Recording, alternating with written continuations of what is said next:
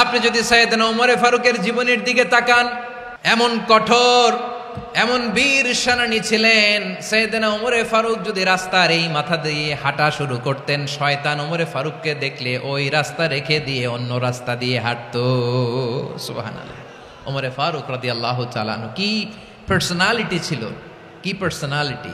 আমাদের এলাকায় ছোট বাচ্চারা রাতে ভাত খেতে চায় না, আমার মেয়েটাও খেতে চায় না। এই এটা দিব ওইটা দিব, আজকে মাহফিলে আসার সময় বলে দিছে লিস্ট করে এটা এটা আনতে হবে। তো ছোট্ট বাচ্চাদের অনেক বায়না থাকে, ওরা রাতে খেতে চায় না। তো মায়েরা বিভিন্ন ভয় দেখায়, এই বাঘ আসবে খাও, এই ভূত আসবে খাও। আপনারা কি বলেন চট্টগ্রামে? কি আসবে? হ্যাঁ, ভূত ভূত ভূত আসবে, বাঘ আসবে, খাও খাও খাও, তাড়াতাড়ি খাও। তো বাচ্চারা এগুলো শুনে ভয়ে খেতে শুরু করে। মদিনার জমিনেও একই ঘটনা ঘটতো। মদিনার ছোট্ট ছোট্ট সোনামণিরা খেতে চাইতো না। তো মায়েরা বলতো, হা হুয়া ইয়াতি উমর, হা হুয়া ইয়াতি উমর, ওই যে উমর আসতেছে উমর। ওমরে ফারুকের কথা শুনলে বাচ্চারা একেবারে ঠান্ডা। সুবহানাল্লাহ পড়বেন না? প্রভু তুমি বলেছ রাসূল দেবে না, বলনি দেবে না ওমর, বলনি দেবে না হামজা তারিক, খালিদ বিজয় সমর। প্রভু তুমি বলেছ রাসূল দেবে না, বলনি দেবে না ওমর, বলনি দেবে না হামজা তারিক, খালিদ বিজয় সমর। প্রভু তুমি বলেছ রাসূল দেবে না। আল্লাহু আকবার। ওমর ফারুক রাদিয়াল্লাহু তাআলা আনহু, ওনার কথা শুনলে গায়ের মধ্যে গুজবাম হয়, গায়ের পশমগুলো দাঁড়িয়ে যায়। সুবহানাল্লাহ বলেন। কি পার্সোনালিটি ছিল, কি ব্যক্তিত্ব ছিল। মুনাফিকরা ওমর ফারুককে জমের মতো ভয় পেতেন। শয়তান, খুদ শয়তান এই রাস্তা দিয়ে আসলে শয়তান অন্য রাস্তা দিয়ে হাঁটতো। ওমর ফারুক রাদিয়াল্লাহু তাআলা আনহুর জীবনে যদি দেখেন, তাহলে সেখানে আপনি আদালতের, ইনসাফের, সুশাসনের, জাস্টিসের নমুনা দেখতে পাবেন। কয়টা শুনবেন? সাইয়েদনা ওমর ফারুকের রাদিয়াল্লাহু তাআলা আনহুর সন্তান আব্দুর রহমান মিশরে মদ খেয়ে মদ্যপ অবস্থায় ধরা পড়েছে। মদ খাওয়ার কারণে, মদ যদি কেউ পান করে আর যদি প্রমাণিত হয়, তার বিচার হলো 80 বেত। আওয়াজ করে বলেন কয় বেত? বাংলাদেশেও তো এই আইন আছে নাকি? বাংলাদেশে আছে? হ্যাঁ, মদ খাইলে 80 বেত, এই আইন বাংলাদেশে চালু হোক। আমরা চাই কি চাই না? চাই সবাই। এজন্যই তো ইসলাম ভাল লাগে না। ইসলামকে ভাল লাগে না। ইসলামকে আউট করে রাখতে পারলেই তো এরকম বড় বড় বোতল খাওয়া যায়। একেবারে সহজ, পানির মতো সহজ, হিসাব একেবারে সহজ। ওমর ফারুক রাদিয়াল্লাহু তাআলা আনহুর ছেলে ভুল করে মদ পান করে ফেলেছিলেন। আব্দুর রহমান, ঘটনা ঘটেছে মিশরে। মিশরের গভর্নর তখন আমর ইবনে আস রাদিয়াল্লাহু তাআলা আনহু। আব্দুর রহমানের ভাই যে গভর্নরকে বলল, গভর্নর যদি একটু দয়া করেন, খলিফার ছেলে আমার ভাই আব্দুর রহমান মদ্যপ অবস্থায় ধরা পড়েছে, জনসম্মুখে যদি আপনি বেত্রাঘাত করেন আমাদের প্রেস্টিজ থাকে না, যদি 80 বেত আপনি মারেন আমার কোনো কথা নাই, কিন্তু ঘরের ভেতরে মারেন। আব্দুর রহমানের ভাইয়ের সুপারিশ শুনে সাইয়েদনা আমর ইবনে আস রাদিয়াল্লাহু তাআলা আনহু রাজি হয়ে গেলেন। ঘরের ভেতরে লোকচক্ষুর আড়ালে 80 বেত তিনি মানলেন। কিন্তু ঘটনাক্রমে এই কথা লুকিয়ে লুকিয়ে ঘরের ভেতরে 80 বেত মারার কথা সাইয়েদনা ওমর ফারুক মদিনা থেকে জানতে পারলেন। মদিনা থেকে তিনি ফরমান জারি করলেন, এই বিচার যেমনটি আমর ইবনে আস আদায় করেছে, এটা প্রকৃতপক্ষে আদায় হয় নাই। আসো সবাই মদিনায় আসো, আমর ইবনে আস মদিনায় আসো, আব্দুর রহমানও আসো, সবাই আসো, জনসম্মুখে এই বিচার কার্যকর করতে হবে। সাইয়েদনা ওমর ফারুক মসজিদে নববীর পিলারের মধ্যে নিজের ছেলেকে বাঁধলেন, আবার জনসম্মুখে 80টা বেত তার গায়ের মধ্যে মারলেন।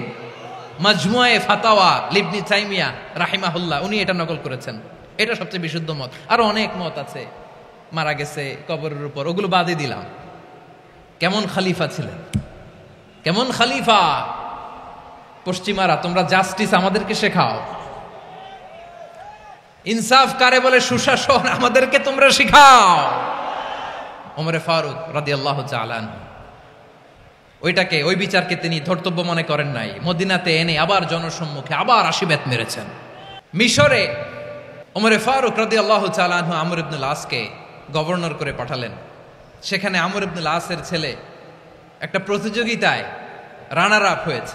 এক মিশরি সেখানে চ্যাম্পিয়ন হয়েছে। রানার আপ বুঝতে পেরেছেন তো? রানার আপ সেকেন্ড হয়েছে, এক মিশরি হয়েছে চ্যাম্পিয়ন প্রথম। কিন্তু গভর্নরের ছেলে ও জিততে পারে নাই। ও রাগে ওই মিশরির গায়ের মধ্যে কয়েকটা লাঠি দিয়ে বাড়ি মেরেছে। মিশরি যে মদিনাতে ওমরে ফারুকের কাছে বিচার দিলেন, আপনার গভর্নরের ছেলে অন্যায়ভাবে আমার গায়ে হাত তুলেছে। সাইয়েদনা ওমরে ফারুক আবার ফরমান জারি করলেন, আসো মদিনাতে আসো। মিশরীকে ডাকলেন। ওই মিশরের গভর্নর আমর ইবনুল আস রাদিয়াল্লাহু তাআলা আনহুকে ডাকলেন, তার ছেলেকেও ডাকলেন। সবাই বসে রইল।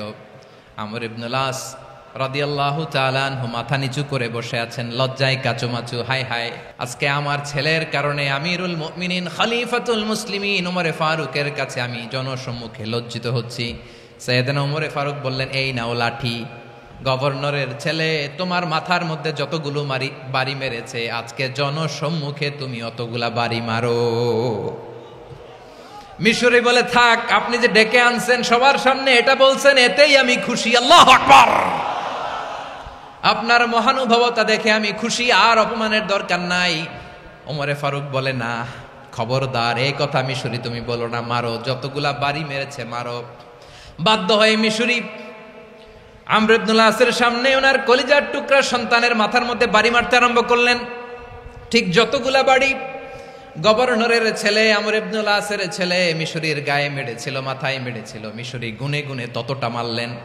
এই দৃশ্য দেখে ওমরে ফারুক রেগে মেগে আগুন, রাগের চোটে রাগ সামলাতে না পেরে, আর নিজেকে সামলাতে না পেরে মিশরীরে বললেন, ছেলেরে মারা শেষ হয়ে গেলে এবার বাবার টাক মাথার মধ্যে কয়েকটা বাড়ি মার। রাগের চোটে, আউট অফ অ্যাঙ্গার, রাগের চোটে, যে আমার পাঠানো গভর্নর আমর ইবনুল আস তার ছেলেকে কেন আদব তারবিয়া কেন শিক্ষা দিতে পারে না। ছেলেরে মারা হইলে এবার আমর ইবনুল আসের মাথার মধ্যে দুইটা মারো। এটা রাগে বলেছেন, এটা শাস্তি হিসেবে না। সুবহানাল্লাহ পড়ে। তোমরা আমাদেরকে সুশাসন শিখাও, আমাদেরকে সুশাসন শিখাও। বিশ্বনবী বলেন, আদল এটা যেন তেন বিষয় না, এটা দিয়েই মানবিক সমাজ গড়তে হবে।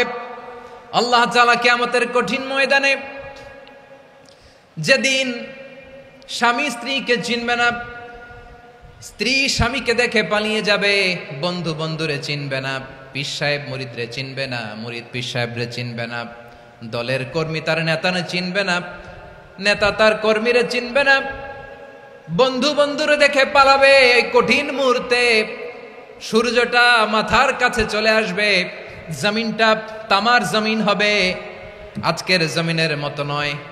মানুষ ঘর্মাক্ত, ক্লান্ত, শ্রান্ত মাথার মগজগুলো কানের ছিদ্র আর নাকের ছিদ্র দিয়ে বেয়ে বেয়ে পড়বে। বিশ্বনবী ফরমান, কিয়ামতের ওই কঠিন ময়দানে 7 শ্রেণীর ব্যক্তিকে রব্বুল আলামিন তার আরশের নিচে ছায়া দিবেন। তার মধ্যে প্রথম শ্রেণীর ব্যক্তি হলো ইমামুন আদিল। ইমামুন আদিল, ন্যায়পরায়ণ শাসক, যে ইনসাফের সাথে বিচার করে, যে জাস্টিস সমাজে সার্ভ করে, যে সুশাসন নিশ্চিত করে, ওই ইমামুন আদিল। আদিল শব্দটা বুঝছেন না? ইন্নাল্লাহা ইয়া'মুরু বিল আদল, পাইছেন? আদিল।